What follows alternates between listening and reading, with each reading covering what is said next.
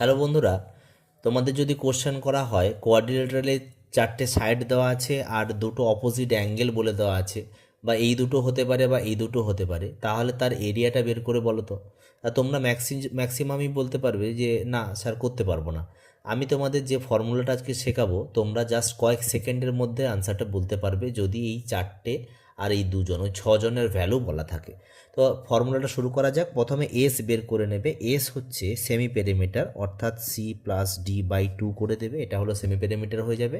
আর formula হচ্ছে এরিয়ার formula root over of S minus A, যেমন হেরনসের ফর্মুলার মতোই কিছুটা, S minus C S minus D minus করব এদের চারজনের চারটে সাইডের প্রোডাক্ট আর কস স্কোয়ার, আর দুটো অ্যাঙ্গেলের সাম করে বাই টু, অর্থাৎ theta one theta two by two.